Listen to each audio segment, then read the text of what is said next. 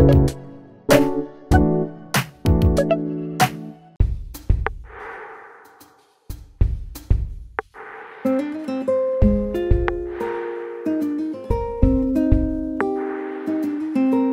York, l'essentiel, c'est un petit guide qui tient dans la poche arrière d'un jean.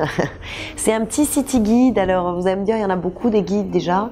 Et ce que je reproche aux guides en général, c'est qu'il y a trop de choses.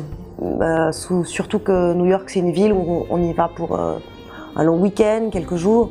On verra pas tout, c'est sûr. Les incontournables, on les connaît. L'Empire State Building, les Statues de la Liberté.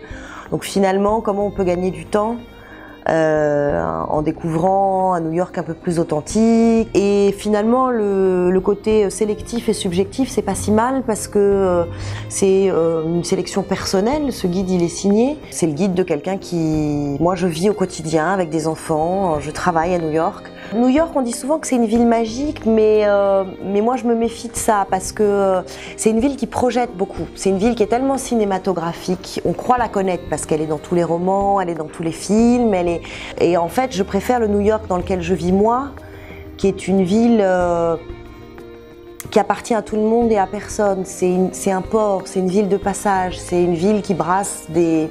Les gens viennent pour un jour, un mois, un an. Ils sont tous venus y faire quelque chose parce que c'est une ville où on bosse, on est venu pour créer, pour travailler. Ce qu'il y a de plus difficilement supportable à New York et ce qui finit par user à force, c'est le bruit. C'est une ville qui ronronne avec toutes ses souffleries, toutes ses sirènes, tous ses travaux.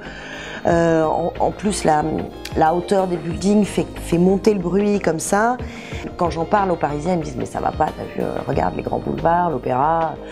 C'est une ville hyper bruyante et je leur dis mais non, comparé à New York, je suis au calme quand je suis à Paris. Ce que je préfère à New York et ce qui me manquera le plus en fait, je pense quand je m'en irai, c'est son ciel.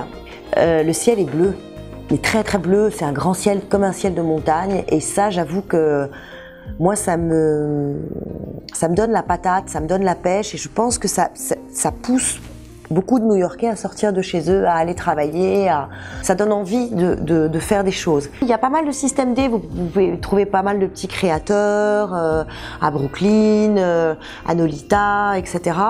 Moi je suis assez fidèle à des marques comme Anthropologie, qui est vraiment new-yorkaise, américaine, avec un style bien, avec une vraie identité, dans le genre basic, américain, week-end, je vais très souvent chez Madewell. Dans le genre sweatshirt, je préfère aller chez Brooklyn Industries que chez Abercrombie. Voilà, on peut mixer et trouver son bonheur à New York en cherchant bien.